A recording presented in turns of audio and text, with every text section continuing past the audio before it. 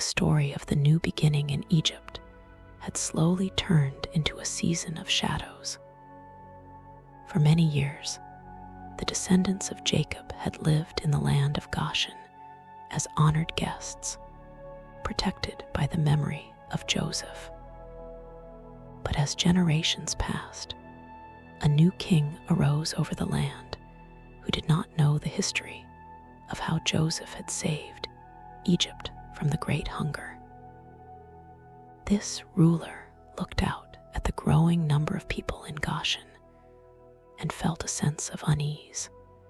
He feared that if a war broke out, these people might join his enemies. To prevent this, he decided to change their status from guests to servants, placing heavy burdens on them to slow their growth. The people were forced to work in the heat, making bricks and building massive storage cities for the king. Despite the hard labor and the harsh treatment, the family continued to grow stronger and more numerous. This only increased the fear of the Egyptian rulers, leading to even stricter commands. The quiet life of the shepherds was replaced by the clinking of chains and the shouts of taskmasters. In their distress, the people began to cry out for relief, remembering the ancient promises made to Abraham, Isaac, and Jacob. In the midst of this difficult time, a child was born to a family from the house of Levi. His mother saw that he was a beautiful and special child, and she hid him for 3 months to protect him from the harsh decrees of the king. When she could no longer hide him, she made a small basket out of papyrus reeds, coated it with tar and pitch to make it waterproof, and placed the baby inside. She set the basket among the tall grass at the edge of the great river Nile, while the boy's older sister stood at a distance to see what would happen. It happened that the daughter of the king came down to the river to bathe. When she saw the basket among the reeds, she sent her servant to fetch it. Opening it, she found the crying baby and felt a deep sense of compassion for him. The boy's sister stepped forward and asked if she should find a local woman to nurse the child. The princess agreed, and the sister brought the baby's own mother. The princess decided to adopt the boy as her own son, naming him Moses, which meant that he was drawn out of the water. Moses grew up in the royal palace, surrounded by the wealth and wisdom of Egypt, yet he was aware of his heritage. One day, after he had become a man, he went out to see his people at their hard labor. He witnessed an Egyptian taskmaster beating one of the Hebrew workers. In a moment of anger and a desire for justice, Moses intervened, and the Egyptian was killed. When he realized the deed was known and that the king sought his life, Moses fled from Egypt. He traveled deep into the desert of Midian, far from the monuments and the power of the Nile. In Midian, Moses found a new life of simplicity. He sat by a well, where he helped the daughters of a local priest named Jethro water their flocks. He was invited into their home and eventually married one of the daughters, Zipporah. For 40 years, the man who was raised as a prince lived as a shepherd, leading sheep through the quiet wilderness. He learned the paths of the desert and the rhythms of the dry land, far removed from the cries of the workers in Egypt. One day, while Moses was leading the flock to the far side of the wilderness near a mountain called Horeb, he saw a strange sight. A bush was on fire, but it was not being consumed by the flames. As he approached to see why the bush did not burn, a voice called out his name from the middle of the fire. He was told to take off his sandals because the ground he was standing on was holy. The voice identified itself as the power that had guided Abraham, Isaac, and Jacob. Moses was told that the suffering of the people in Egypt had been seen and their cries had been heard. He was given a mission to return to Egypt and lead the people out of their service so they could return to the land of their ancestors. Moses felt overwhelmed and unsure of himself, questioning why he was the right person for such a task. He was reassured that he would not be alone and was given a name to share with the people, a name that signified a constant and eternal presence. To give him confidence, Moses was shown several signs. When he threw his shepherd's staff on the ground, it turned into a snake, and when he picked it up by the tail, it became a staff again. He was also told that his older brother Aaron was already on his way to meet him and would help him speak to the people and the king. With these signs and the promise of support, Moses left his life in Midian, took his family, and began the long journey back to the land of his birth. On the way, he met Aaron in the wilderness, and the two brothers embraced. They returned to Egypt and gathered the elders of the people, sharing the news that their cries had been heard and that relief was coming. The people believed and felt a sense of hope for the first time in many years. However, the challenge ahead was immense. Moses and Aaron went before the king of Egypt with a simple request: to let the people go into the wilderness for a short time to show their gratitude. The king was not moved by the request. Instead, he took it as a sign of laziness. He commanded that the work be made even harder. Previously, the workers were provided with straw to make the bricks, but now they were told they must gather their own straw while still producing the same number of bricks every day. This brought great distress to the people, and they began to doubt the mission of Moses and Aaron. Moses felt the weight of the people's disappointment and spoke of his concerns. He was told to stay steady and that the king's heart would eventually be moved through a series of powerful events. The struggle between the power of the empire and the quiet persistence of the brothers was just beginning. It was not just a fight for physical freedom, but a journey toward a new identity. The stage was set for a confrontation that would change the history of the world and lead a family of workers toward becoming a unified nation. The air in Egypt was thick with tension as Moses and Aaron prepared to stand before the king once more. They knew that the road to the mountains of Canaan would be long and filled with obstacles, but the memory of the burning bush and the promises made to the patriarchs gave them the strength to continue. The first steps had been taken, and though the immediate result was more labor and hardship, the wheels of a great change had started to turn, moving toward a future that had been spoken of for hundreds of years. The confrontation with the ruler of Egypt took a more serious turn as the two brothers returned to the palace.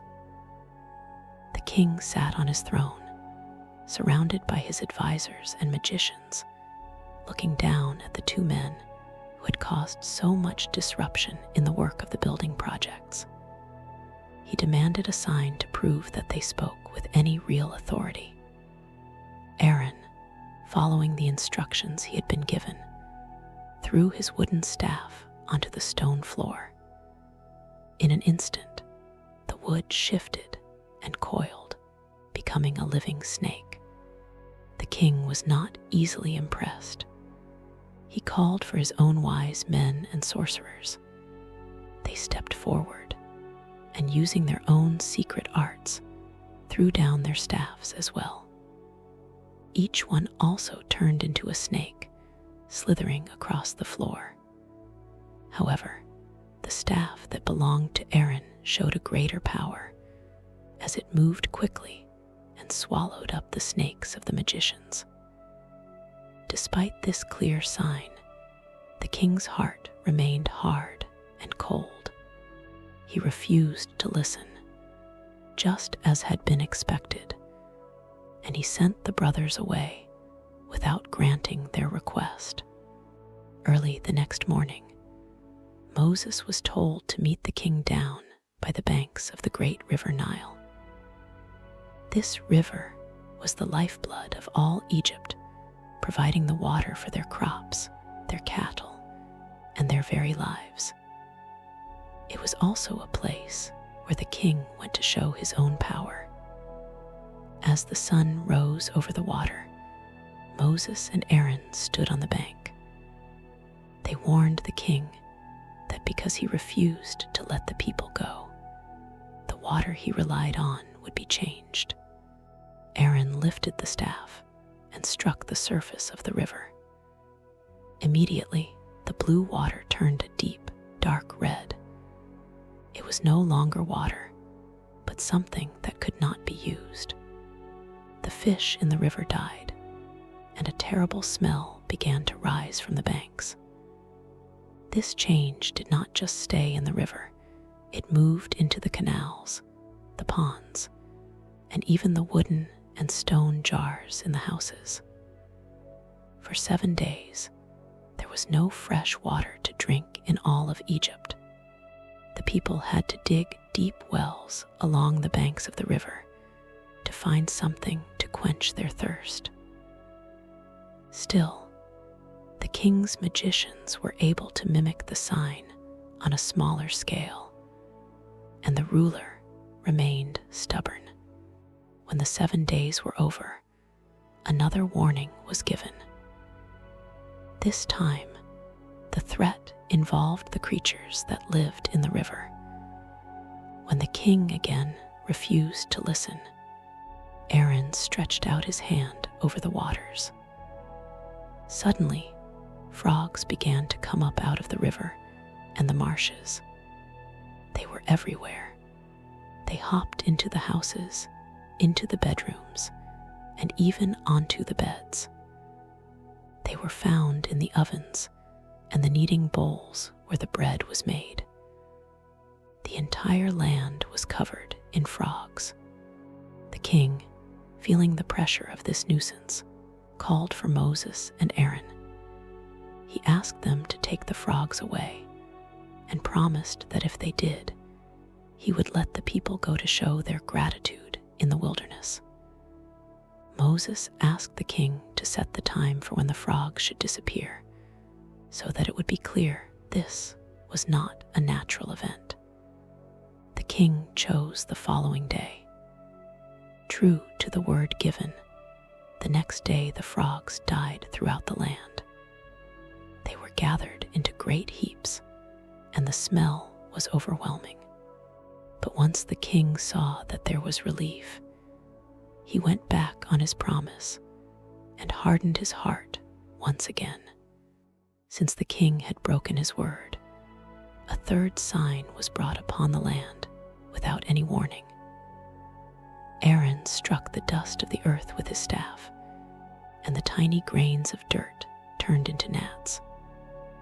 These small, biting insects swarmed over every person and every animal in all of Egypt. The magicians tried to use their secret arts to produce gnats as well, but this time they failed. They turned to the king and told him that this was a power far beyond their own, a finger of a greater force at work. Yet the king remained unmoved listen to them. A fourth sign followed, but this time a distinction was made. The king was told that a swarm of heavy flies would fill the houses of the Egyptians and cover the ground. However, the land of Goshen, where the families of the workers lived, would be completely free of the flies. This was to show that a specific choice was being made to protect one group, while the other faced the consequences of the king's pride. The swarms arrived as promised, ruining the land and filling the royal palace and the homes of the officials. The king sent for the brothers again, suggesting that the people could stay in Egypt to perform their ceremonies. Moses explained that this was not possible, as their customs would be offensive to the Egyptians and could lead to conflict. He insisted on a 3-day journey into the wilderness. The king agreed to let them go, provided they didn't go too far, and asked for the flies to be removed. When the flies disappeared, the king once again refused to let the people leave. The pressure on the empire continued to mount. A fifth sign affected the livestock in the fields. A severe sickness fell upon the horses, donkeys, camels, cattle, and sheep belonging to the Egyptians. Many of the animals died, causing a great loss to the economy and the food supply. But when the king sent messengers to check on the animals in Goshen, he found that not a single one had died. Even with this evidence, he remained firm in his refusal. Next, a sixth sign was brought directly upon the people themselves. Moses and Aaron took handfuls of soot from a furnace and threw it into the air in the sight of the king. As the fine dust spread through the atmosphere, it caused painful boils to break out on the skin of the Egyptians and their remaining animals. The magicians could not even stand before Moses because they were covered in the sores. The physical suffering was now touching everyone in the palace, but the king's resolve did not break. Finally, a seventh warning was given, more terrifying than the ones before. The king was told that a massive storm of hail would fall, unlike anything seen since the beginning of the nation. The officials were warned to bring their servants and their livestock under shelter, or they would perish. Some of the king's servants, who had grown to respect the warnings, hurried to bring their households inside. Others ignored the message.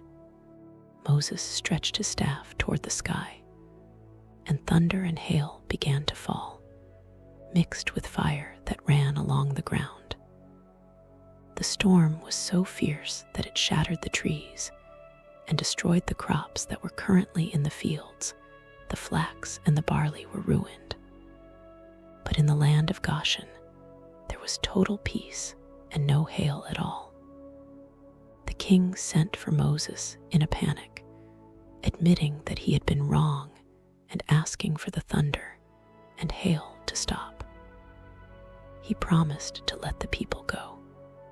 Moses went out of the city and spread his hands toward the sky.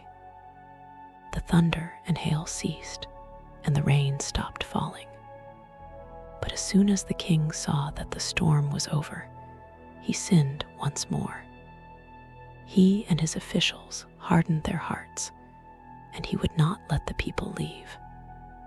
The struggle had reached a point of no return, and the land of Egypt was being slowly dismantled, piece by piece, as the king clung to his pride.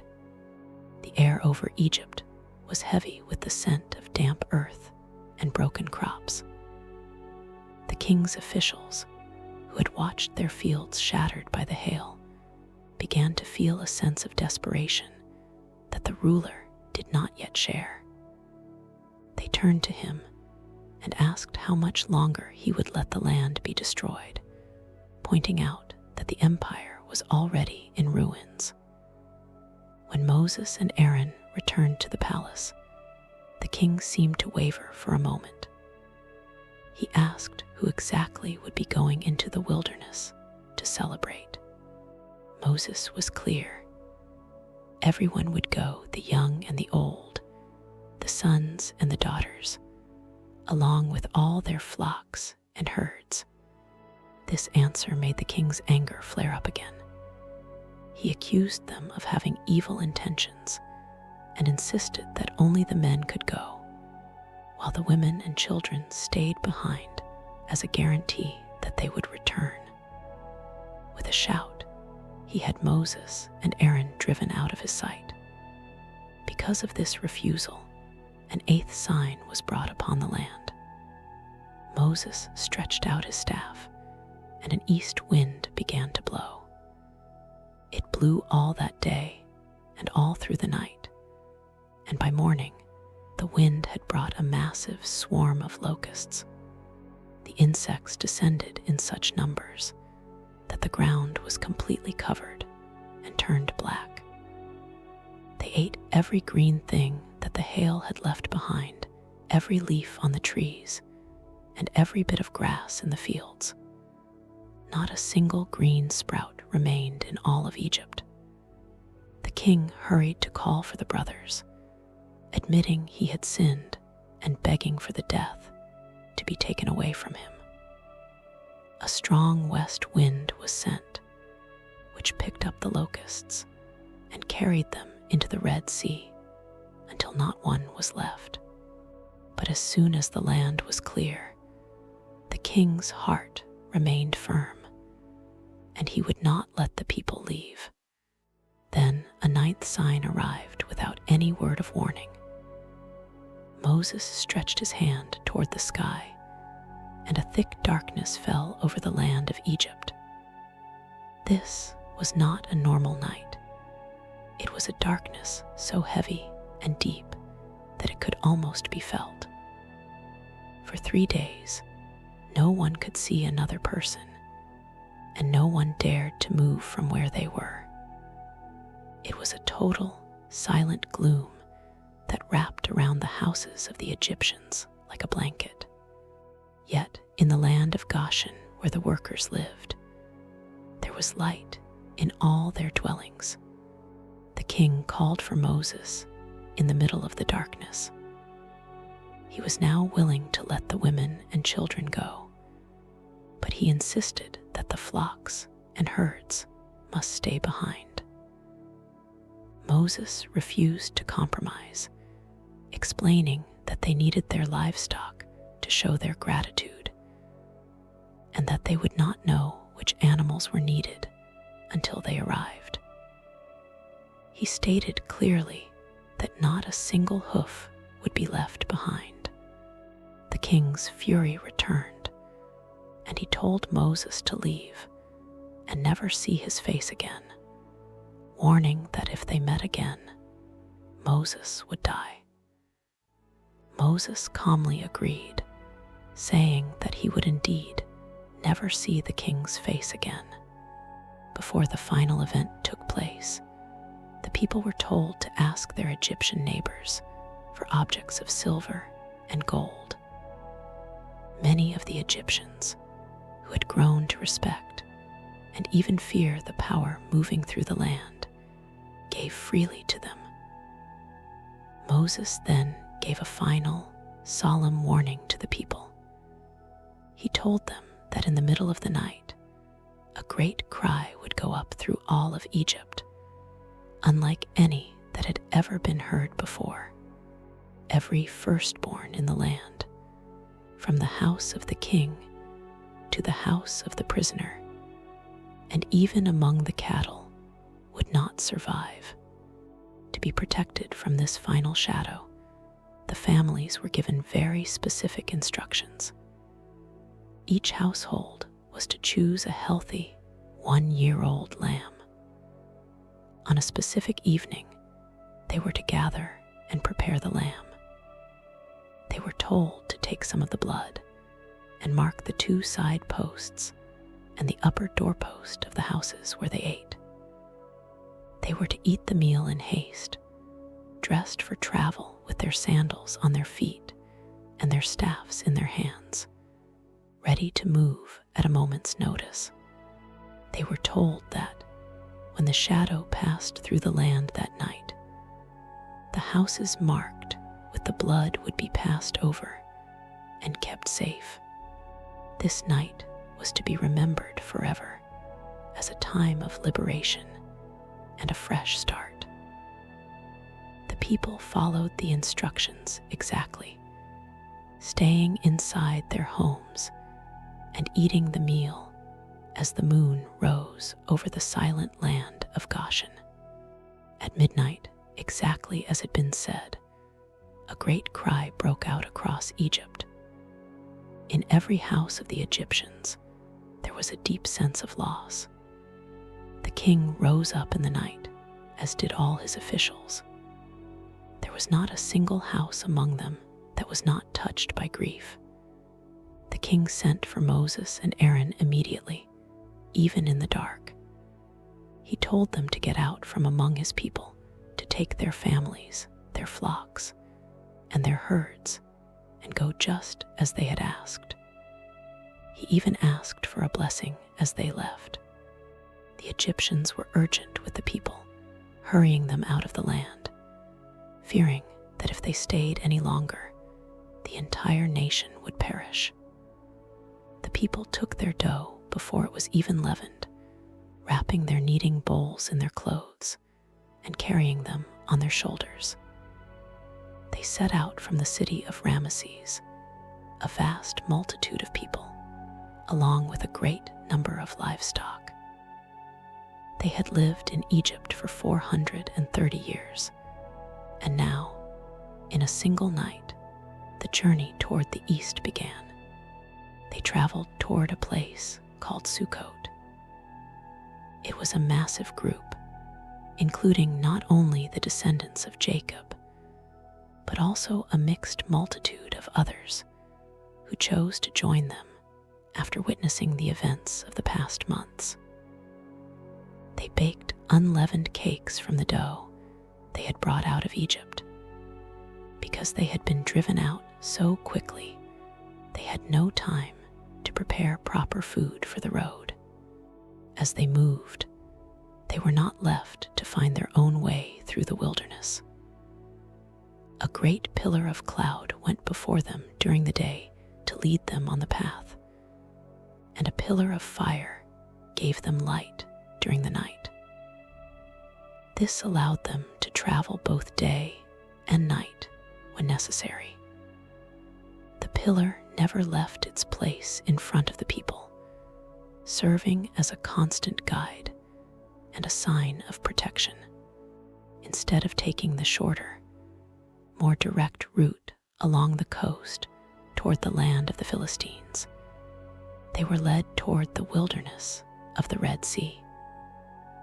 This was to prevent them from becoming discouraged if they faced immediate war with the local nations, as they were not yet prepared for battle.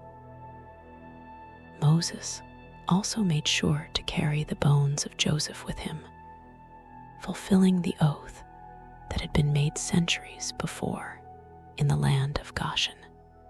They moved from Sukkot and camped at Etham on the edge of the wilderness.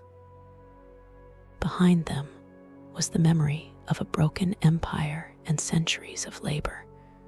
Before them was a vast, open desert and the guiding pillars of cloud and fire.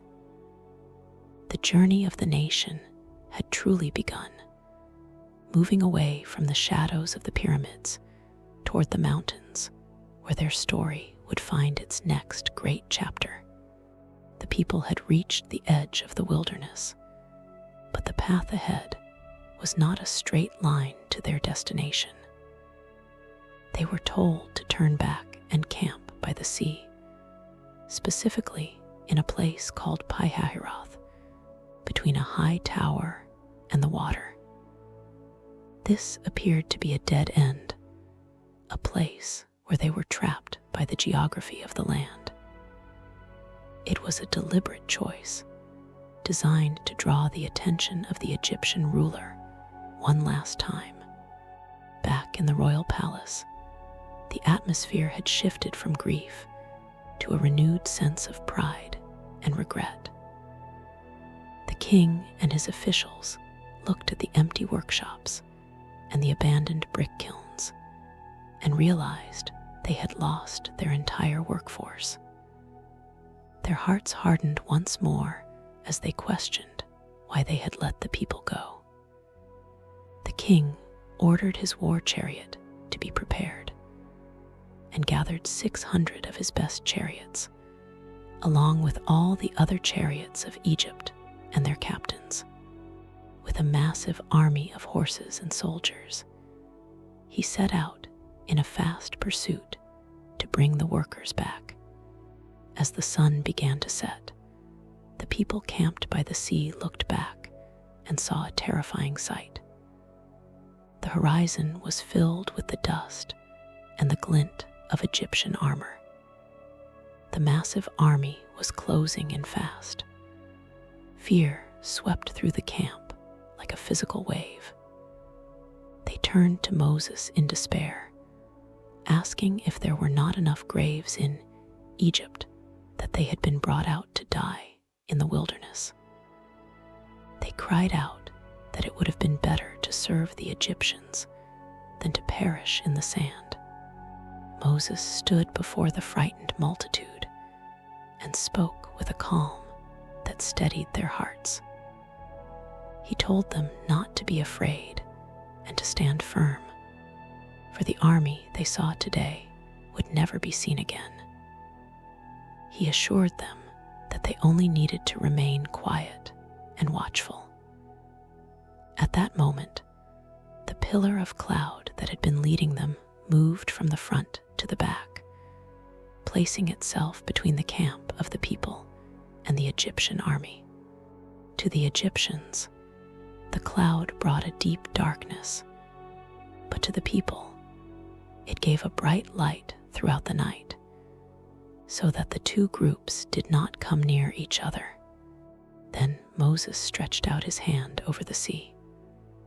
A strong east wind began to blow, and it blew with such force all through the night that the waters were pushed back and divided. The sea floor was turned into dry land, with the waters standing like a wall on their right and on their left.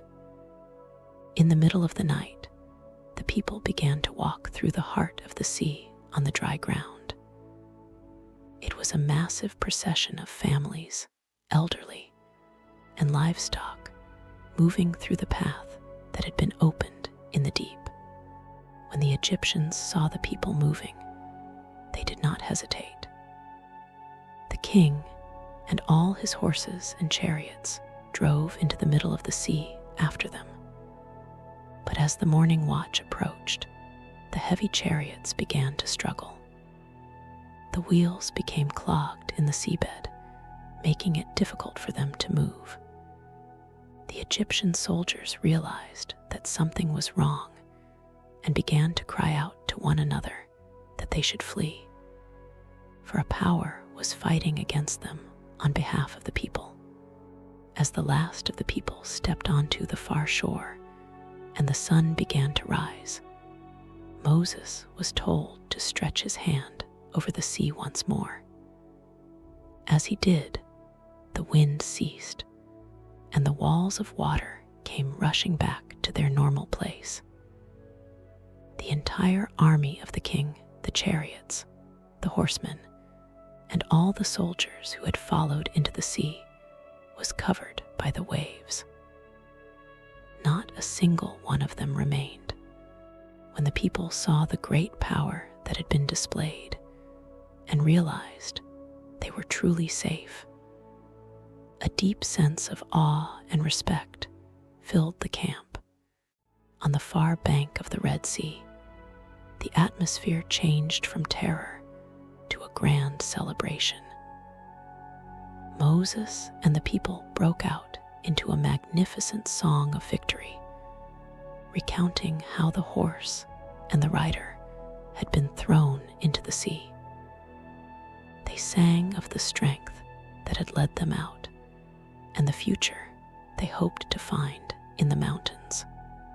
Miriam, the sister of Moses and Aaron, took a tambourine in her hand, and all the women followed her with music and dancing, echoing the refrain of triumph over the empire that had held them for so long. Celebration eventually ended, and it was time to move deeper into the wilderness. They traveled for 3 days into the desert of Shur, but found no water. When they finally reached a place called Marah, they found water, but it was bitter, and they could not drink it. The people began to complain again, asking what they were supposed to drink. Moses called out for guidance and was shown a specific piece of wood. When he threw the wood into the water, the bitterness vanished, and the water became sweet and refreshing. It was here that they were given a promise. If they listened to the guidance they were receiving and lived with integrity, they would be protected from the sicknesses they had seen in Egypt. They then moved on to an oasis called Elim, where there were 12 springs of water and 70 palm trees. They camped there by the waters, finding a moment of rest and abundance after the intensity of their escape. But the journey continued, and they moved into the wilderness of Sin, which lies between Elim and the great mountain of Sinai.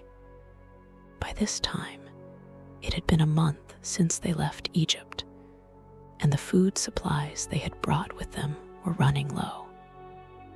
Once again, the sound of complaining filled the camp.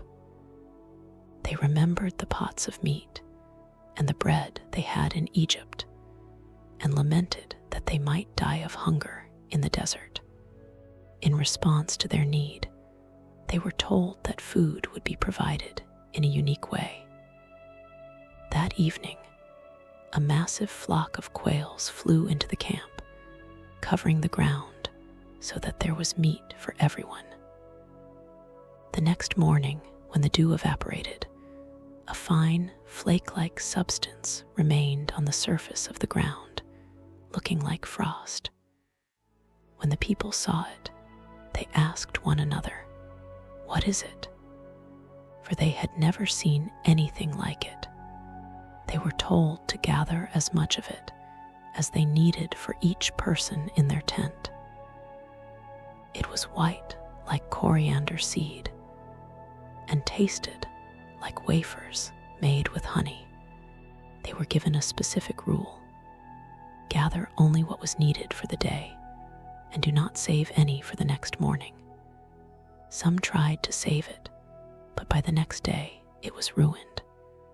However, on the 6th day, they were to gather a double portion so they could rest on the 7th day. On that day, the food stayed fresh, marking a rhythm of work and rest that was new to them. This substance, which they called manna, would be their primary food for the next 40 years as they traveled through the vast wilderness. The journey through the vast, open desert continued as the people moved from the wilderness of Sin, traveling by stages according to the path that was laid out before them. They eventually came to a place called Rephidim to set up their camp. But once again, they faced a difficult challenge. There was no water for the people to drink. The memory of the sweet springs at Elim faded quickly under the heat of the sun, and the sound of complaining rose up again. They turned to Moses with sharp words, questioning why he had brought them, their children, and their livestock out of Egypt only to let them perish from thirst in the dry sand. Moses felt the weight of their anger and sought guidance. He was told to take some of the elders of the people with him and to carry the same staff he had used to strike the river Nile. They were to go to a massive rock at a place called Horeb. Standing before the rock, Moses struck the hard stone with his staff. In an instant, a stream of fresh, cool water burst forth from the dry rock, flowing out in enough abundance for the entire multitude to drink.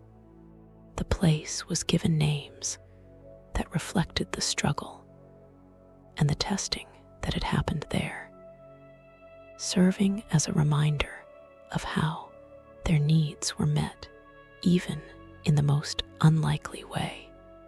While they were still at Rephidim, a new kind of trouble arrived. A group of desert wanderers known as the Amalekites came out to attack the people. This was the first time since leaving the shadows of the Egyptian army that they had to face a physical battle.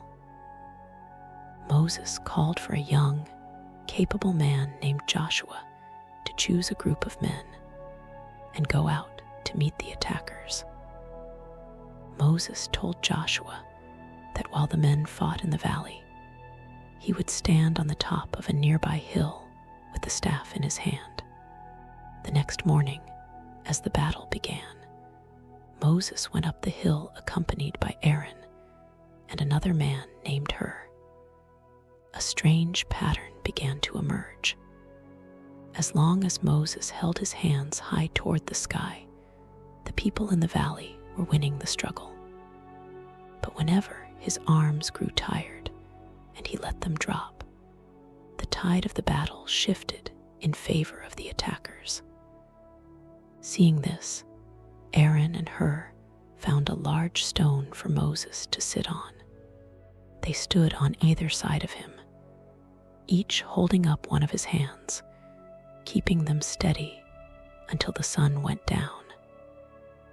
Because of this support, Joshua and his men were successful, and the threat was turned away. Soon after this victory, a familiar face arrived at the camp. Jethro, the priest of Midian and the father-in-law of Moses, had heard the news of everything that had happened in Egypt and the escape through the sea. He traveled to the wilderness, bringing with him Zipporah, Moses' wife, and their 2 sons. It was a joyful reunion near the mountain where Moses had first seen the burning bush. They shared a meal and spoke of all the remarkable events that had taken place. Jethro expressed his respect for the power that had delivered them, recognizing it as greater than all other forces. The next day, Jethro sat and watched as Moses spent the entire day sitting in a central place, listening to the people's arguments and settling their disputes. From morning until evening, a long line of people waited to speak with him. Jethro saw that this was putting a massive strain on Moses, and that the people were growing tired of the long wait. He pulled Moses aside and told him that the way he was working was not sustainable. He would wear himself out, and the people would suffer for it. Jethro suggested a new way of organizing the community. He advised Moses to find capable, honest men who could not be bribed, and to place them as leaders over groups of thousands, hundreds, 50s, and 10s. These men would handle the smaller, daily disputes themselves, and only the most difficult and important cases would be brought to Moses. This would allow Moses to focus on the bigger picture and the guidance for the whole nation. Moses listened to this wise advice and implemented the system, creating the first structured government for the traveling people. It was a change that brought order and peace to the camp. After Jethro returned to his own land, the people moved from Rephidim and arrived at the desert of Sinai. They set up their camp in front of the great mountain, a jagged and imposing peak that rose high into the clear blue sky. It had been exactly 3 months since they had left the land of Egypt.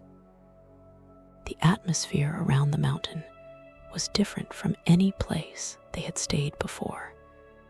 There was a sense of expectation and quiet gravity.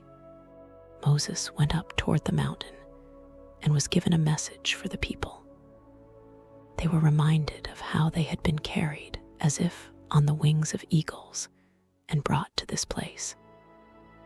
They were told that if they chose to live with integrity and follow the path set before them, they would become a special treasure, a kingdom of people dedicated to a higher purpose. When Moses returned and shared these words with the elders and the people, they all answered with one voice, agreeing to take on this new responsibility. The people were then told to prepare themselves for a very important event that would take place in 3 days. They were to wash their clothes and set boundaries around the base of the mountain, for no one was to touch the mountain or even step onto its slopes. A sense of preparation filled the camp as everyone waited for the 3rd day. On the morning of the 3rd day, a thick cloud settled onto the top of the mountain. There were loud sounds like thunder and flashes of lightning that lit up the sky. A very loud sound, like a long blast from a horn, echoed through the valley, causing everyone in the camp to tremble. Moses led the people out from the tents to stand at the foot of the mountain to witness the scene. The entire mountain was covered in smoke, and the ground seemed to shake with a powerful force. In the middle of this intense display of power, the sound of the horn grew louder and louder. Moses spoke, and a voice answered him. He was called to go up to the top of the mountain once again. While he was there, he was given the foundational rules that would guide the life of the nation. These were the core principles that would define how they treated one another and how they lived their lives. They were told to have no other priorities above the one that had led them out of service.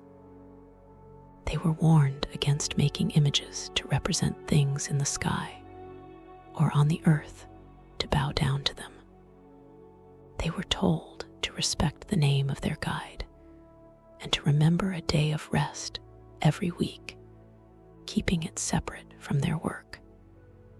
They were instructed to honor their parents, to never take a life, to be faithful in their marriages, and to never take what belonged to someone else. They were also told never to lie about their neighbors, or to let their hearts grow heavy with wanting things that others possessed. The people watching from below saw the lightning and heard the thunder and the sound of the horn, and they were filled with a great deal of awe.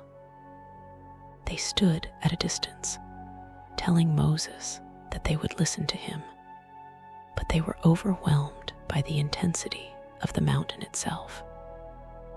Moses encouraged them, explaining that this experience was meant to instill a deep sense of respect and to keep them from wandering off the right path.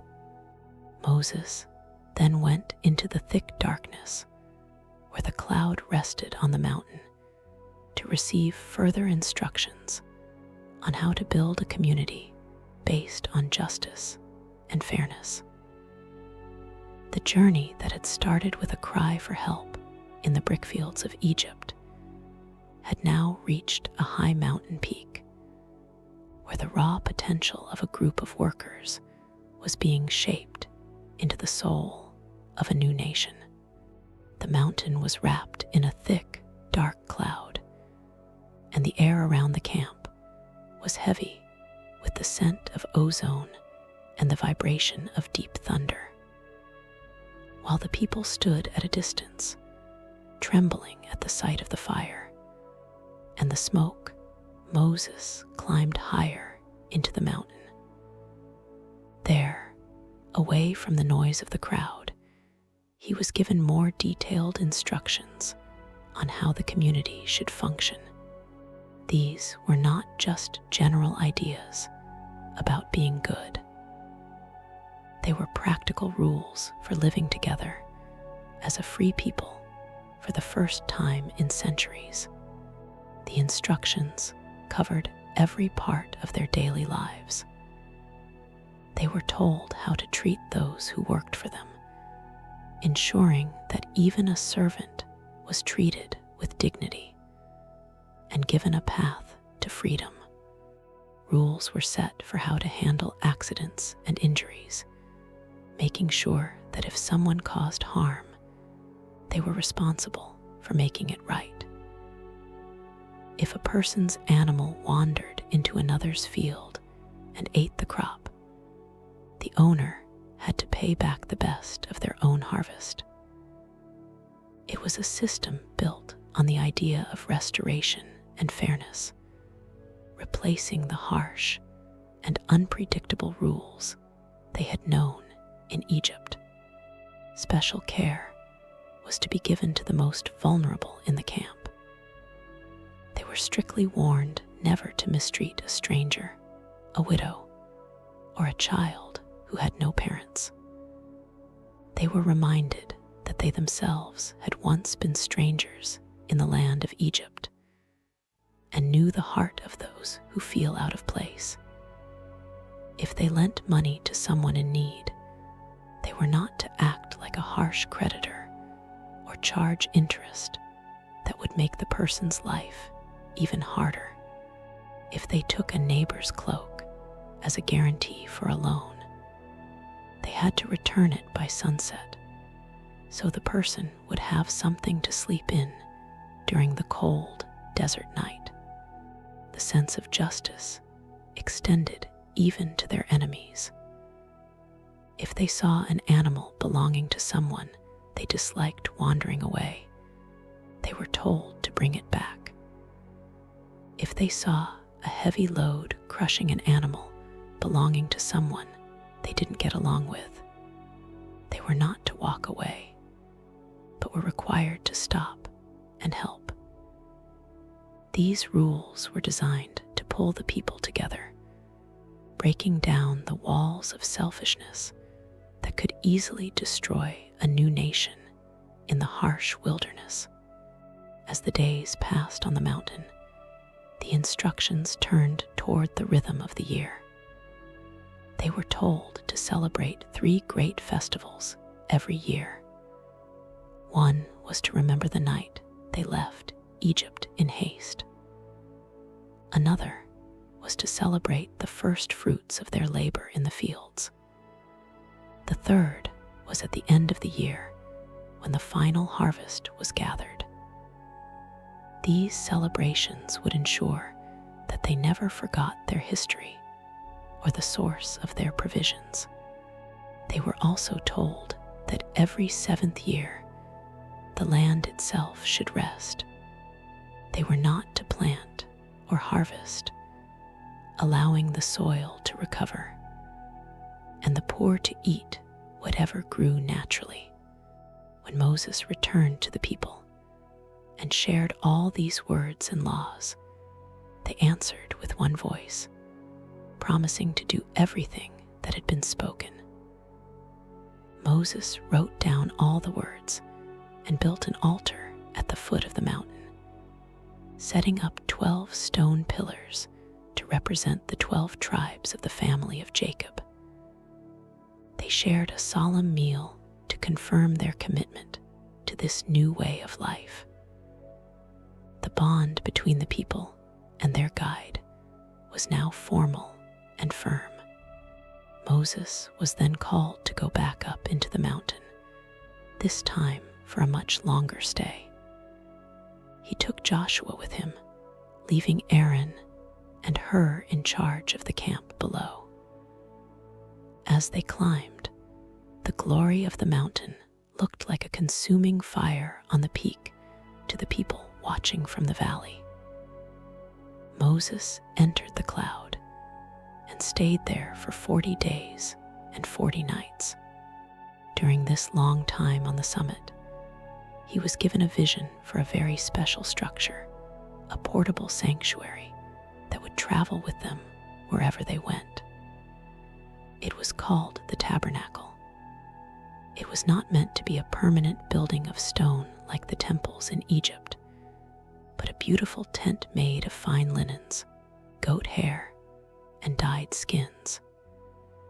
Every detail was specified, from the gold-covered boards that formed the frame to the silver sockets that held them in place. Inside this sanctuary, there was to be a special chest made of acacia wood, covered inside and out with pure gold. This was the Ark of the Covenant. It had a solid gold lid with 2 winged figures facing each other, and inside the chest, they were to keep the stones on which the core rules were written.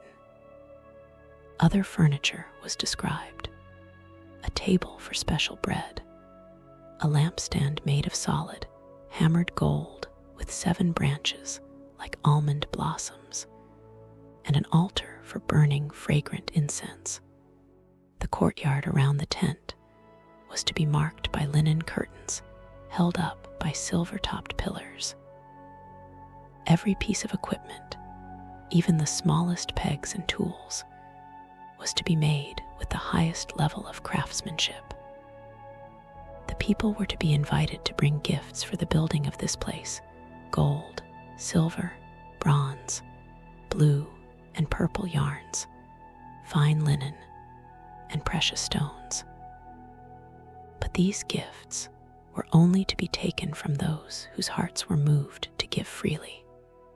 Moses was also given instructions for the clothing of those who would serve in the sanctuary. Aaron and his sons were to be the ones dedicated to this work. They were to wear special garments made of blue, purple, and scarlet yarn, with a breastplate set with 12 different precious stones, each engraved with the name of one of the tribes. These clothes were designed for dignity and beauty, marking the importance of their service to the community. 2 men, Bezalel and Oholiab, were specifically named as having the skill and the wisdom to lead the construction. They were gifted in working with metal, stone, and wood, and in the art of weaving and embroidery. They would teach others, and together the community would build this house that would sit in the very center of their camp, a constant reminder of the presence that had led them through the sea. As the 40 days drew to an end, Moses was given 2 tablets of stone, written with a finger of power, containing the foundation of their laws. He prepared to head back down to the valley, carrying the heavy stones and the detailed plans for the sanctuary. He had spent weeks in the quiet, thin air of the mountain, surrounded by light and wisdom. But as he began his descent, the sound coming up from the camp below was not one of prayer or quiet waiting. It was a loud, chaotic noise that signaled a great change had happened while he was away. While Moses was high on the mountain, surrounded by the quiet clouds and the blueprints for a new way of life, time seemed to move differently for the people waiting in the valley. Days turned into weeks, and the summit remained hidden in smoke and fire. To the people below, the absence of their leader became a source of growing anxiety. They looked at the jagged peaks and wondered if the man who had led them out of Egypt had perished in the flames. They felt alone in a vast, indifferent wilderness, and the old habits of the land they had left began to resurface. A large group gathered around Aaron, demanding that he make something they could see and follow. They argued that they did not know what had happened to Moses, and that they needed a visible sign of protection to lead them forward. Aaron, feeling the pressure of the restless crowd, did not refuse them. He told the people to take off the golden rings from the ears of their wives, their sons, and their daughters, and bring them to him. The people complied, handing over the treasures they had carried out of Egypt. Aaron took the gold, melted it in a fire, and shaped it with a tool into the form of a young bull, a golden calf. When the people saw the shining image, they broke out into a shout, claiming that this was the power that had brought them up out of the land of Egypt. Aaron built an altar in front of the calf and announced that the following day would be a feast. Early the next morning, the people rose to offer sacrifices. The camp was filled with eating, drinking, and a chaotic kind of celebration that lacked the order and dignity of the instructions being given on the mountain. High above, the shift in the camp was noticed. Moses was told that the people had quickly turned aside from the path they had promised to follow. He was told of the golden image and the way the people were attributing their freedom to a piece of metal. There was a sense of profound disappointment, as if the bond that had been so carefully built at the foot of the mountain had been snapped in a single moment of impatience. Moses was even told that he could start a new nation himself, but he stood as an advocate for the people. He reminded the higher power of the promises made to Abraham, Isaac, and Jacob, and of the great work that had already been done to bring them this far. Moses then turned and went down the mountain, carrying the 2 stone tablets in his hands. These stones were unique, with writing on both sides that had not been made by human hands. As he descended, he met Joshua, who had been waiting for him further down the slope. Joshua heard the noise coming from the camp and thought it was the sound of war.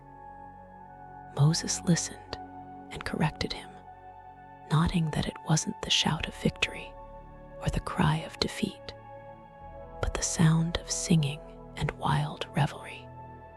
When Moses finally reached the edge of the camp and saw the golden calf and the dancing, his anger burned hot.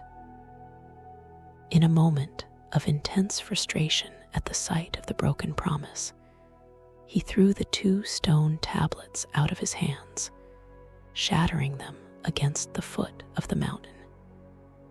He took the golden calf, threw it into the fire, and ground it into a fine powder.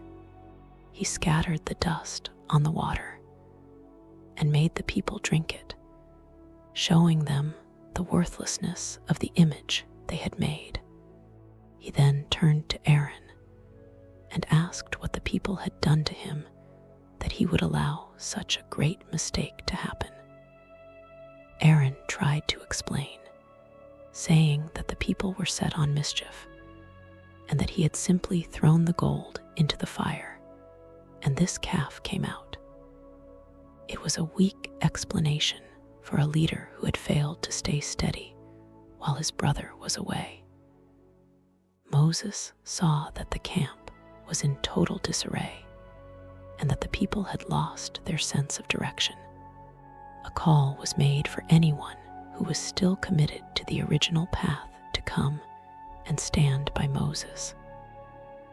The sons of Levi gathered themselves together and stood with him. They were given the difficult task of restoring order to the camp, which resulted in a day of great sadness and loss as the consequences of the rebellion were felt. The atmosphere of celebration was gone, replaced by a heavy silence and a sense of deep regret. The next day, Moses spoke to the people, acknowledging the gravity of what had happened, but promising to go back up the mountain to seek a way for them to move forward. He went back and spoke with a heart full of intercession, asking that if the people could not be forgiven, his own name should be blotted out of the records. He was told that each person would be responsible for their own actions, but that the journey would continue. However, there was a change. They were told that a messenger would lead them, but the direct, intense presence that had been with them might be too much for a people who were so quick to wander. When the people heard these words, they mourned. They took off their ornaments and jewelry as a sign of their sorrow. Moses took a tent and set it up outside the camp, calling it the tent of meeting. Whenever he went out to the tent, the pillar of cloud would descend and stand at the door, and all the people would stand at the entrances of their own tents and watch. Inside that tent, Moses spoke with a clarity and a closeness that was like a man speaking to his friend. Moses made a final request.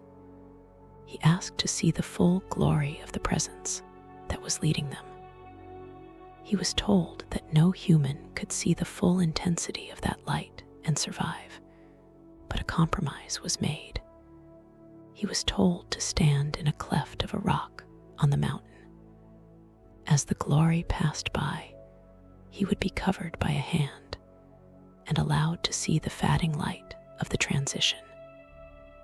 It was a moment of profound connection that reaffirmed Moses' role as the mediator between the people and the higher purpose.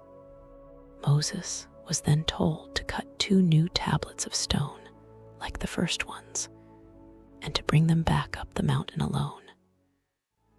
Early the next morning, he climbed Mount Sinai for a second time, carrying the blank stones.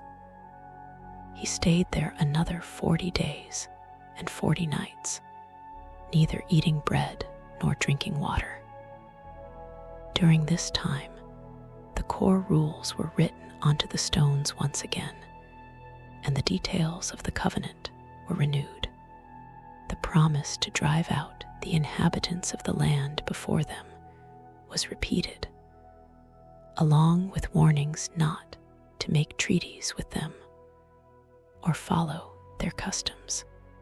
When Moses finally came down from Mount Sinai with the 2 new tablets of stone, he did not realize that his face was glowing. The skin of his face shone with a bright, radiant light because he had been speaking so closely with the source of all light. When Aaron and the people saw him, they were afraid to come near him. Moses had to call them to him and share all the instructions he had received. From then on, whenever he spoke to the people, he would put a veil over his face, taking it off only when he went back into the tent of meeting. The nation was now ready to begin the actual work of building the sanctuary. The period of wandering in the mind was over, and it was time to put their hands to the gold, the the silver and the fine linen. They had learned a hard lesson about the danger of impatience and the need for a steady, invisible trust. The broken stones at the foot of the mountain were a memory, but the new stones in Moses' hands were a sign of a second chance and a future that was still waiting for them in the distance. The time for talking and planning had come to an end, and the time for building had begun.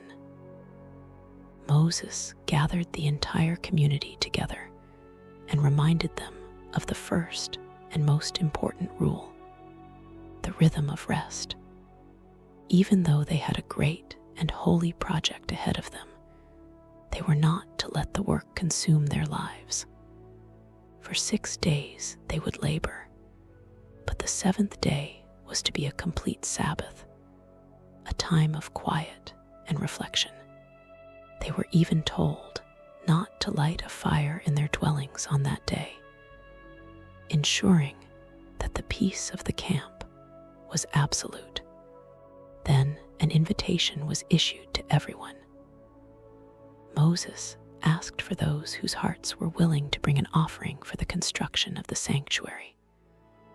The list of needs was long and beautiful: gold, silver, and bronze, blue, purple, and scarlet yarns, fine linen, and goat hair, tanned ram skins, and durable leathers, acacia wood oil for the lamps, spices for the anointing oil and the fragrant incense, and precious stones for the garments of the priests.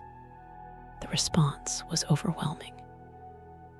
Men and women came in a steady stream, their hearts moved by a desire to contribute to a home for the presence that had led them out of Egypt.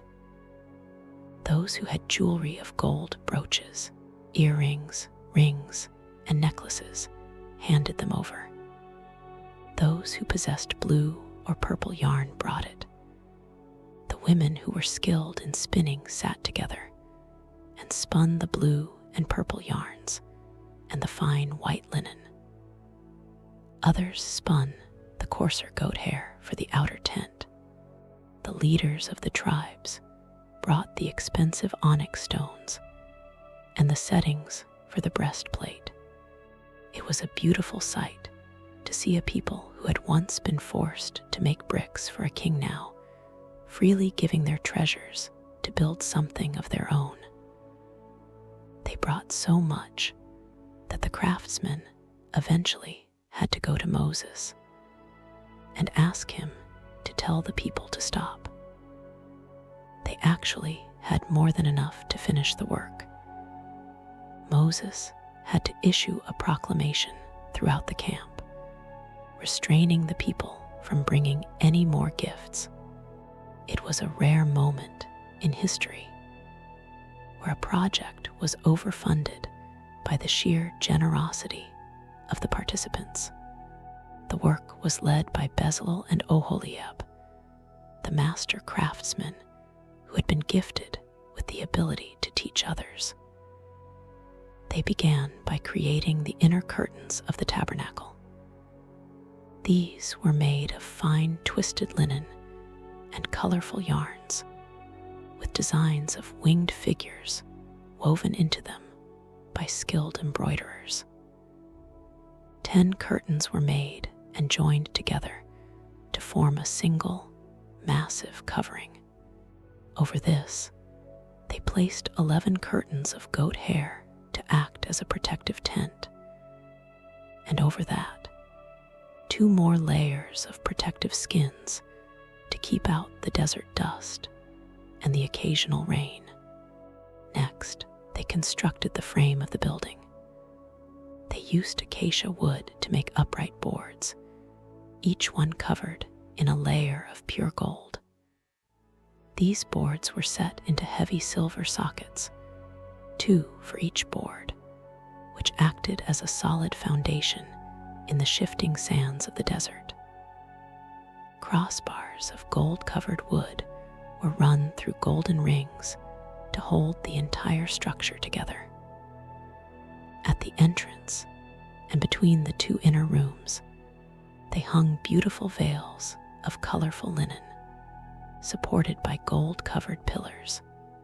Inside the most private area, the most holy place, they placed the Ark of the Covenant.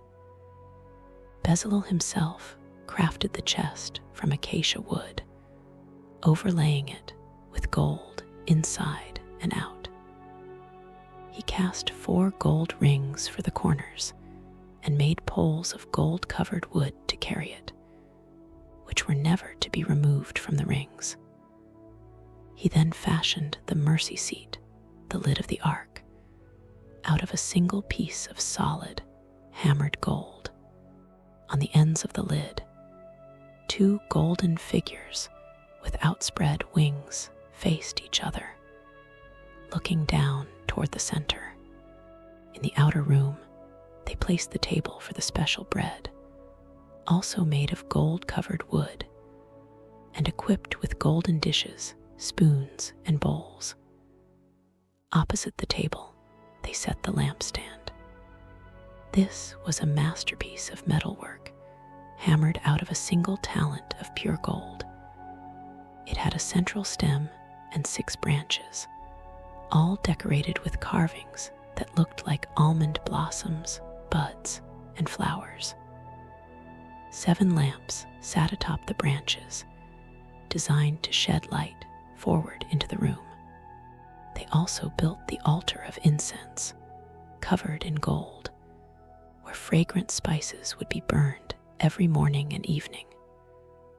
For the courtyard outside the tent, they crafted a large altar for offerings made of bronze, along with all its pots, shovels, and basins. Between the altar and the tent, they placed a large bronze basin, or laver, made from the polished bronze mirrors that the women had donated. This was for washing and purification. Finally, the courtyard itself was marked out with pillars and linen hangings, creating a sacred space in the very middle of the camp.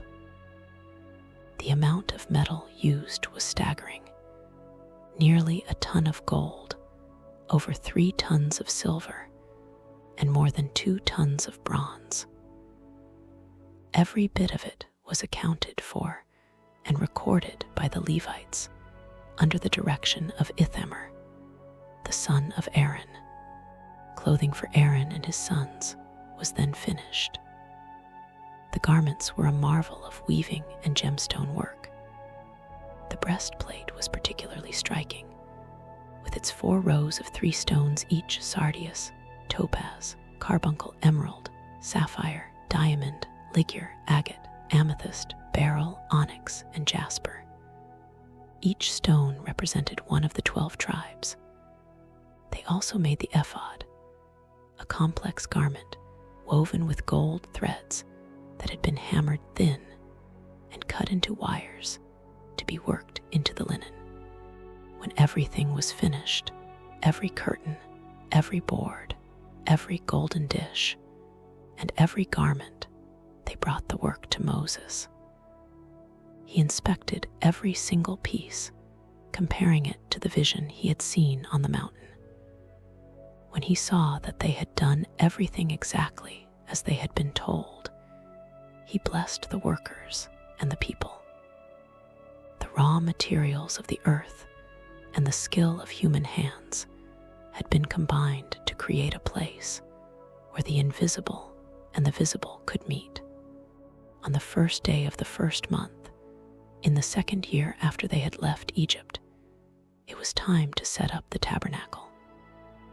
Moses himself took the lead, raising the boards, setting the crossbars, and hanging the curtains. He placed the stone tablets inside the ark and set the mercy seat on top. He arranged the bread on the table, lit the lamps on the golden lampstand, and burned the incense on the golden altar. He set up the courtyard and the basin, completing the task. As the final piece was put in place, a remarkable thing happened. pillar of cloud that had been leading them moved from its position and settled over the tabernacle, and the interior of the tent was filled with a brilliant, radiant light. It was so intense that even Moses could not enter the tent at that moment. The presence that had spoken from the burning bush and the thunder of Sinai had now taken up residence in the center of their camp. From that day forward, the cloud stayed over the tabernacle by day, and a fire glowed within it by night, in the sight of all the people. Whenever the cloud rose up from the tent, the people would pack up their camp and follow it. If the cloud stayed, they stayed. Their journey was no longer just an escape from a hard past. It was a rhythmic movement guided by the light at the center of their world. With the sanctuary now standing in the center of the camp, a new rhythm of life began for the people. The air around the tabernacle was no longer just filled with the scent of the desert, but with the sweet, heavy fragrance of incense and the smoke from the altar. It was a place of constant activity, where the silence of the wilderness met the structured duties of the priests. Aaron and his sons, dressed in their magnificent robes of blue, purple, and scarlet, began their service. They were the bridge between the people and the light that glowed within the tent. The first days of this new order were filled with a sense of wonder, but they also brought a stern reminder of the need for respect and care. Two of Aaron's sons, Nadab and Abihu, took their censers and put fire in them, adding incense to offer before the presence. However, they did not follow the specific instructions they had been given. They used a fire that had not come from the sacred altar. In an instant, a flash of light struck them, and they perished right there in the sanctuary. It was a sobering moment for the entire nation, showing that the power that had divided the sea was not something to be treated casually or with a lack of focus. Moses spoke to Aaron, who remained silent in his grief, explaining that those who draw near to such a great force must show the highest level of integrity. The community learned that the rules given on the mountain were not just suggestions, but the very boundaries that allowed them to live so close to such an intense presence. From that day on, the priests were even more careful, ensuring that every lamp was trimmed and every offering was prepared exactly as the vision had described.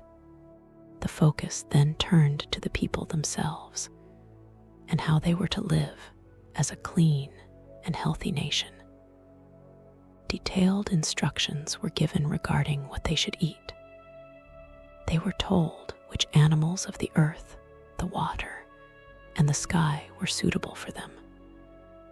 They were encouraged to choose creatures that were considered clean, such as those with divided hooves that chew the cud, or fish with fins and scales. These choices were not just about tradition. They were practical guidelines that promoted health and separated them from the customs of the nations they had left behind and the ones they would soon encounter. Great care was also taken regarding the health of the camp. Rules were established for identifying and treating various skin conditions and infections. If someone showed signs of a spreading ailment, they were to be examined by a priest. If the condition was serious, the person would stay outside the main camp for a period of time to prevent the sickness from spreading to others. When they were healed, a ceremony of washing and fresh clothes marked their return to the community.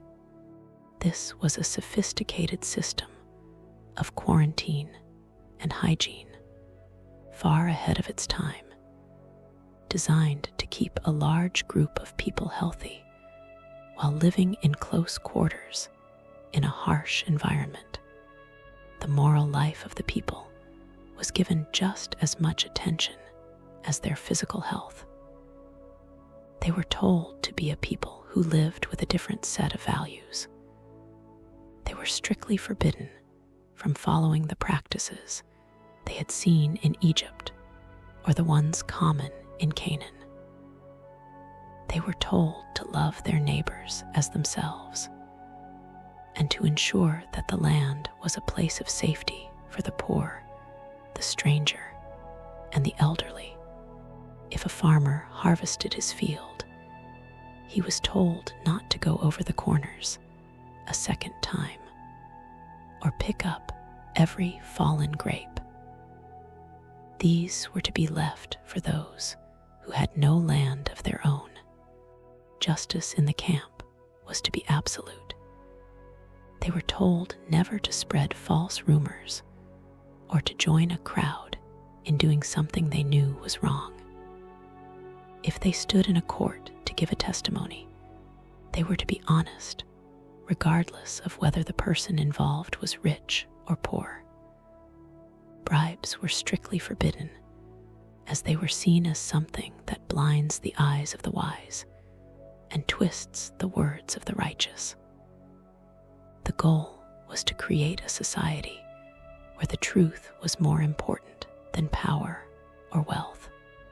Every year, a special day was set aside for a total reset of the nation's conscience. It was a day of quiet and fasting, a time for everyone to reflect on their mistakes and seek a fresh start.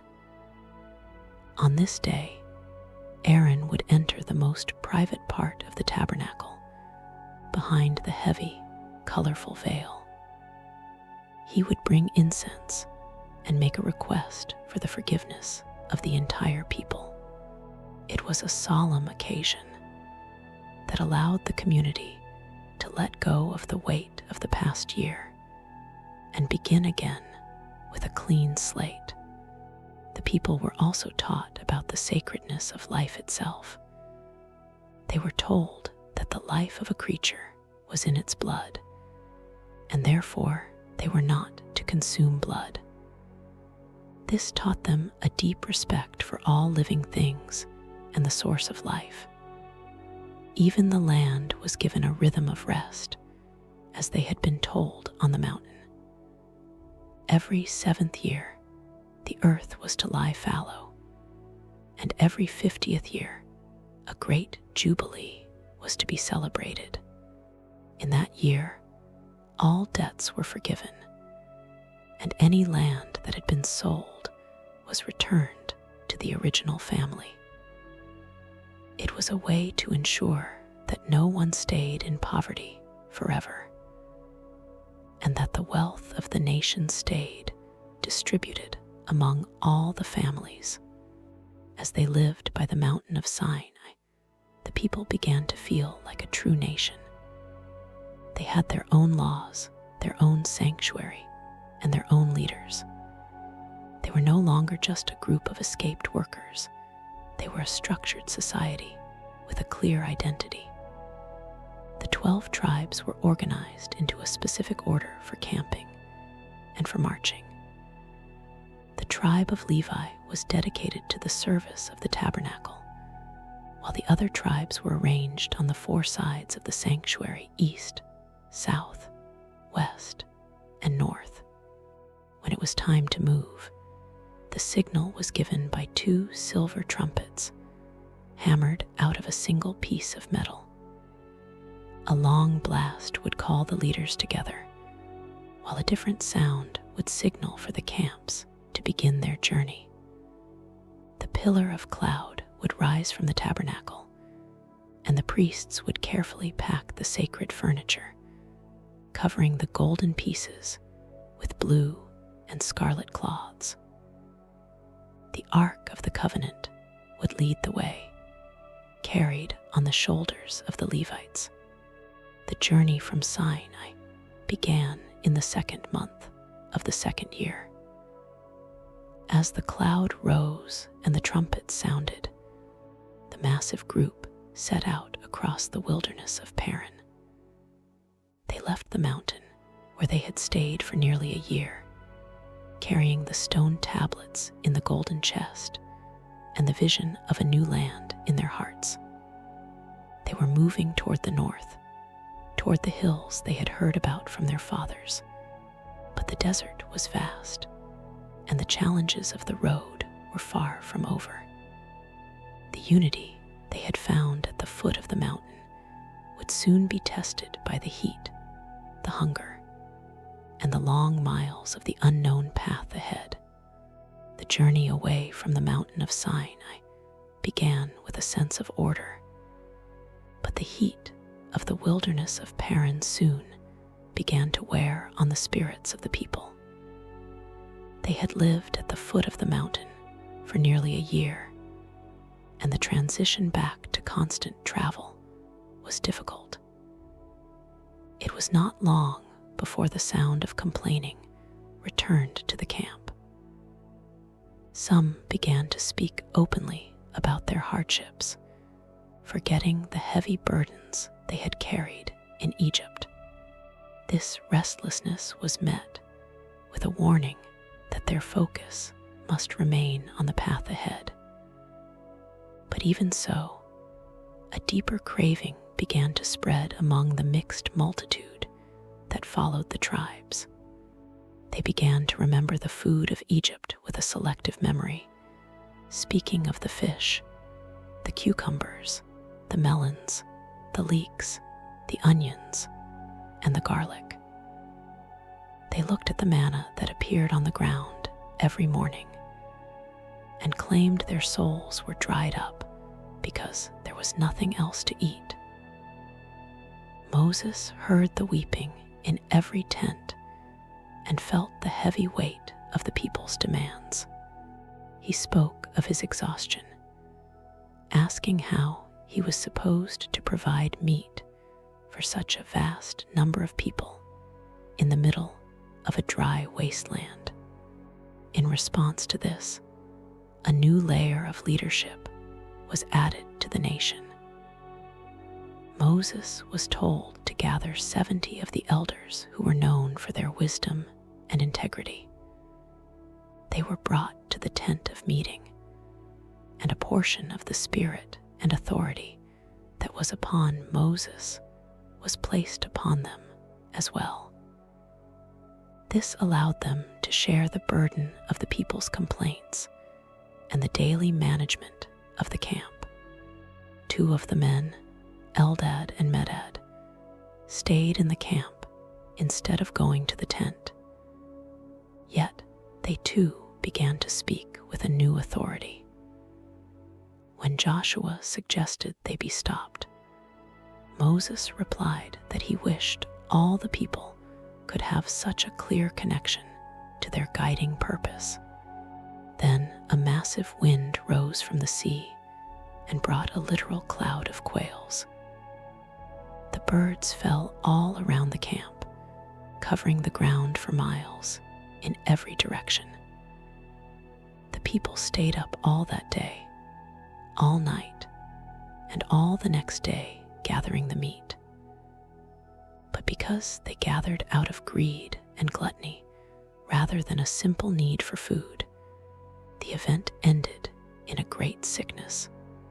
The place was named to remember the graves of those who had let their cravings control them, serving as a permanent lesson on the importance of gratitude and moderation. Even the closest circle around Moses was not immune to the tension. His sister Miriam and his brother Aaron began to speak against him, questioning his unique role as the leader. They pointed to his marriage to a woman from a different land, and asked if the power that led them had not spoken through them as well. They were called to the tent of meeting, where it was made clear that while many might receive guidance, the relationship with Moses was unique, a direct and clear connection that was not to be challenged out of jealousy. Miriam was temporarily separated from the camp as a sign of this boundary, and the people waited 7 days for her to return before they moved on. They eventually reached the edge of the wilderness of Paran at a place called Kadesh Barnea, which sat on the very border of the land of Canaan. This was the moment they had been traveling toward for over a year. Moses chose 12 men, one leader from each tribe, to go into the land and scout it out. He told them to see what the land was like, whether the people who lived there were strong or weak, few or many, and whether the cities were open camps or strong fortresses. He also asked them to bring back some of the fruit of the land. 12 scouts traveled through the land for 40 days, going as far north as Rahab. When they returned, they brought a cluster of grapes so large that it had to be carried on a pole between 2 men, along with pomegranates and figs.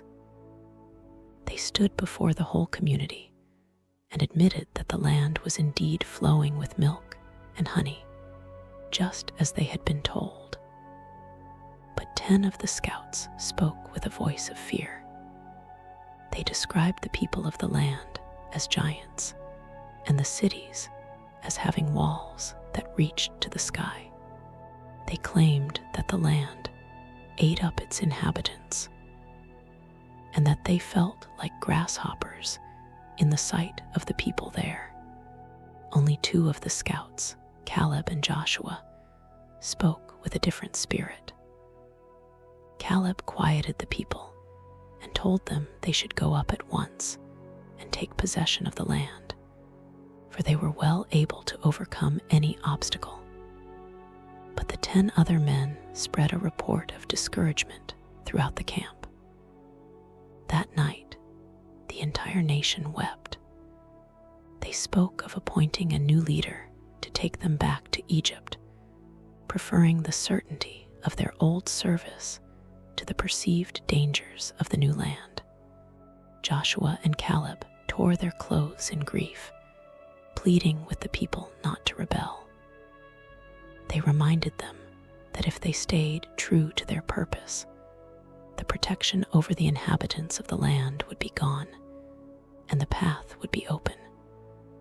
But the crowd was so moved by fear that they spoke of stoning the 2 men. It was a moment of total crisis. The lack of trust was so deep that it threatened to undo everything that had been achieved since the night of the Passover. Because of this refusal to move forward when the gate was open, a heavy announcement was made. They were told that because they had lacked the courage to trust the promise, they would not enter the land at that time. Instead, they would wander in the wilderness for 40 years, 1 year for every day the scouts had been in the land. Only the younger generation, those who were children at the time, along with Joshua and Caleb, would eventually cross the border. The current generation would live out their lives in the desert. They seemed to prefer over the challenges of the future. When the people heard this, they were filled with a sudden, desperate regret. They tried to go up into the hill country the next morning, admitting they had sinned and trying to force their way into the land. Moses warned them not to go, as the timing was wrong and they were moving out of guilt rather than guidance. They ignored him and were quickly turned back by the local inhabitants. It was a bitter lesson, A missed opportunity cannot always be reclaimed by a sudden burst of effort born of regret. The camp turned back toward the wilderness, heading away from the green hills of Canaan and back into the dry, red sands. The years of wandering began, a time of quiet maturing, and the passing away of the old mindset of the brickfields. They remained a nation with a sanctuary at their center, moving from one watering hole to another, living on manna and the water from the rock. Even during this long season, challenges to authority continued. A man named Korah, along with 250 prominent leaders, rose up against Moses and Aaron. They argued that the entire community was dedicated and that Moses and Aaron had no right to set themselves above the rest. It was a challenge to the structure that had been built at Sinai. The result was a dramatic and terrifying demonstration of the need for order, as the ground itself seemed to open up, and a fire broke out among those who had challenged the designated roles. To settle the matter of the priesthood once and for all, the staffs of the leaders of the 12 tribes were placed in the tabernacle overnight. The next morning, the staff belonging to Aaron had not only budded, but had blossomed and produced ripe almonds. The years passed in a slow rhythm. They saw the death of Miriam at Kadesh and the death of Aaron on Mount Hor, where his priestly robes were placed on his son Eleazar. Near the end of the 40 years, as they moved around the land of Edom, the people grew impatient once again. They spoke against the food and the path, and a plague of venomous snakes entered the camp.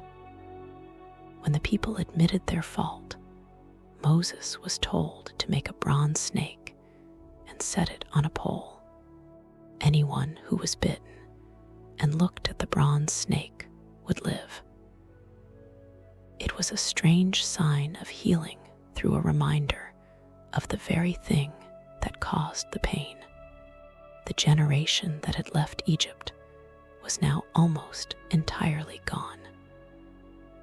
The children who had walked through the sea as toddlers were now the leaders of the tribes. They began to move again toward the borders of the land, but this time they traveled around the eastern side, through the lands of Moab and Midian. They were no longer the frightened group that had shrunk back at Kadesh. They were a battle-hardened and unified people, ready to face whatever lay ahead on the other side of the river, Jordan. The long years of wandering were drawing to a close, and the landscape was shifting from the jagged red rocks of the deep desert to the high, grassy plains east of the Jordan River. The new generation, those who had grown up under the light of the pillar of fire and the daily gift of manna, was now standing where their fathers had faltered 40 years before. They moved through the territories of the Amorites and the land of Bashan, facing several kings who refused to let them pass. Unlike the previous generation that had shrunk back in fear, this group moved with a quiet and steady resolve, securing the eastern side of the river for their future homes. The progress of this massive nation did not go unnoticed by the surrounding kingdoms. Balak, the king of Moab, looked out from his palace and saw the plains covered with the tents of the tribes. He was filled with a deep dread, realizing that his armies might not be enough to stop them. Instead of a physical battle, he decided to try a different approach. He sent messengers to a famous seer named Balaam, who lived far to the east, offering him great wealth if he would come and place a curse on the people, hoping to drain their strength before a single sword was drawn. Balaam was a complex man who understood that he could only speak what was permitted by the higher power. At first, he refused to go, but after a second, more prestigious group of messengers arrived. He set out on his donkey. On the way, a strange event occurred. His donkey saw a silent, shimmering figure standing in the path with a drawn sword, which Balaam could not see. The animal turned aside 3 times to save its master, and when Balaam struck it in frustration, the donkey was given a voice to protest his cruelty. It was only then that Balaam's eyes were opened to the messenger, blocking his way, and he was warned once more to speak only the truth. When Balaam arrived in Moab, King Balak took him to high places overlooking the camp of the people. They built 7 altars and offered sacrifices, but every time Balaam opened his mouth to curse, only blessings came out. He described the people as a lion rising up and spoke of the beauty of their tents, comparing them to cedar trees beside the waters. He looked into the future and spoke of a star that would rise out of the family of Jacob and a scepter that would emerge from the nation. Balak was furious, but Balaam reminded him that even for a house full of silver and gold, he could not go against the words he had been given. Despite this protection from external curses, the people faced a more subtle danger from within. While they stayed in the plains of Shittim, they began to mingle with the local people of Moab and Midian. They were invited to festivals and ceremonies that involved the worship of local images and practices that were completely contrary to the laws given at Sinai. This led to a breakdown in the integrity of the camp and a sudden sickness that swept through the tribes. It took the swift and decisive action of a young priest named Phinehas, the grandson of Aaron, to restore order and stop the spread of the corruption. After this crisis was resolved, a final census was taken of the people. They counted all the men aged 20 and older who were able to serve in the defense of the nation. The total was over 600,000, nearly the same number as when they had left Egypt. However, among all these names, not one remained from the original group that had rebelled at Kadesh Barnea, except for Joshua and Caleb. The old era had completely passed away, and the new nation was now fully formed and ready to step into its inheritance.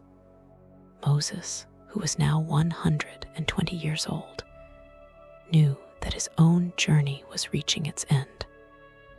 He had led the people through the sea, through the hunger of the desert, and through the fires of the mountain.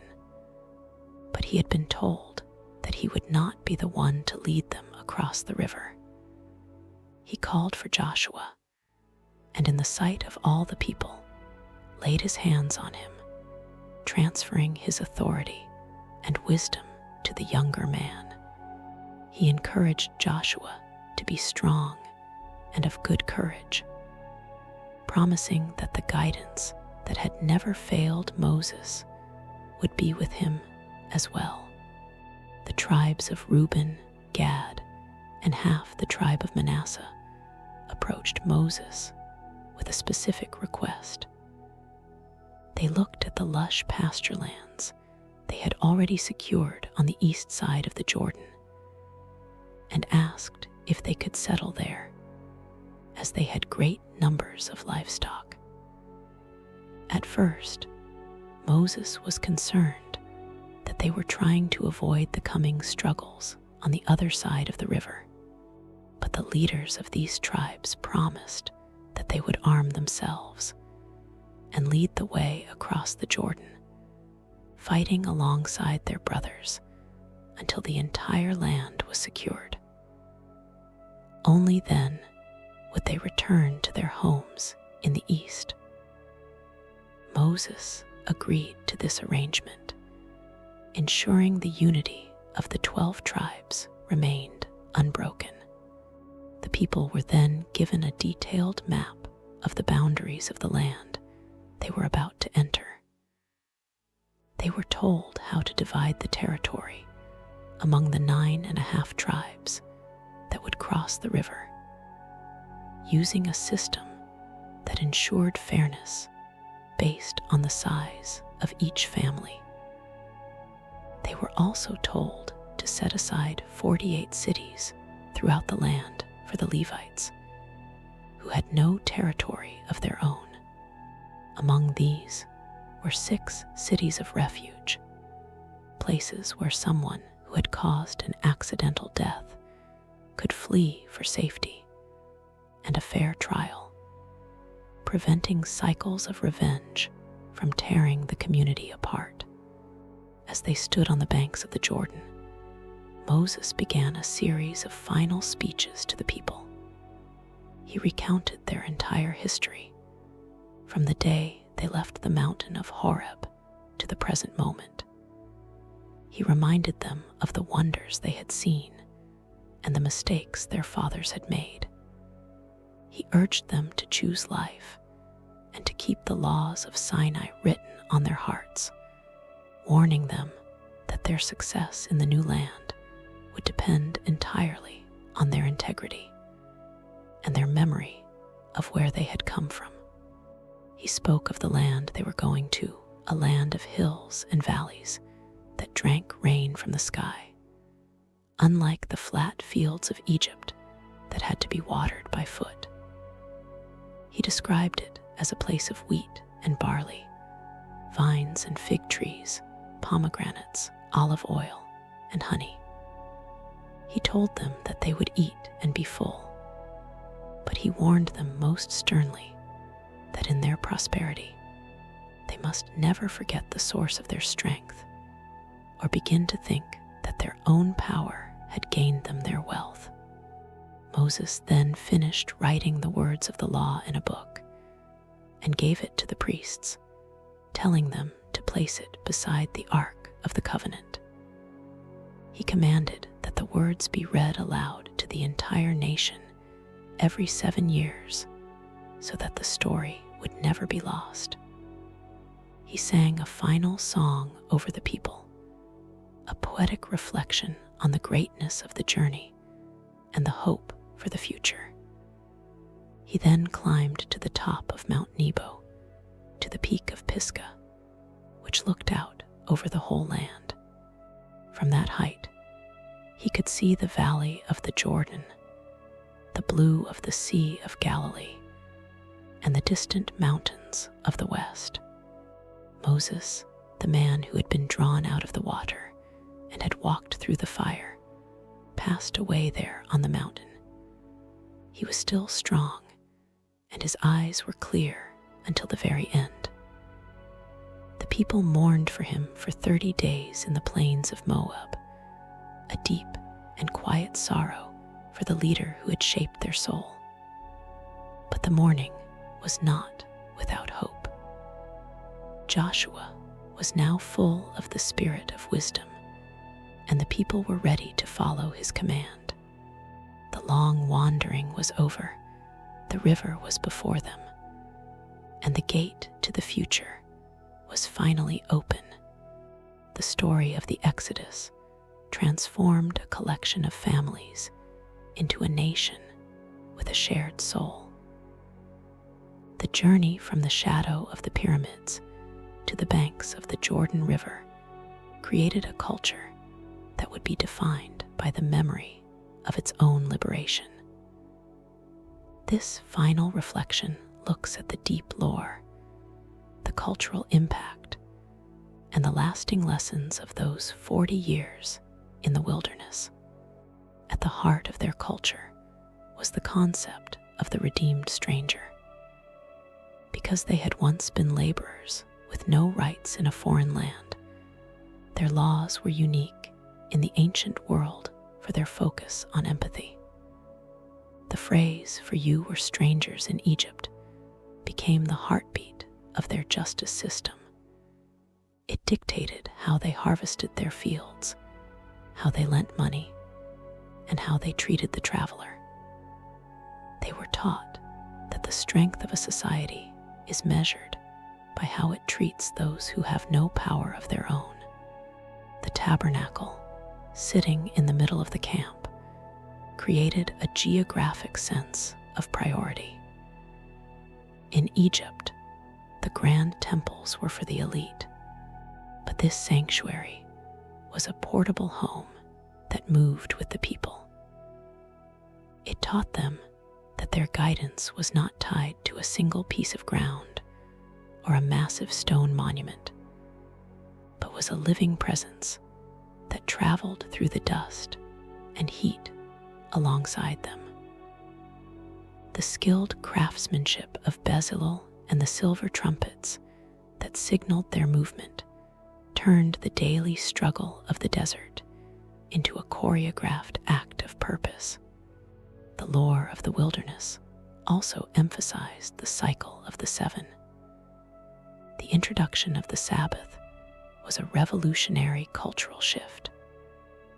In a world of constant labor, the idea that even a servant or an animal deserved a day of total rest was a declaration of human dignity over economic output. This rhythm extended to the land itself every 7 years and culminated in the Jubilee, a radical economic reset that prevented the permanent loss of family heritage.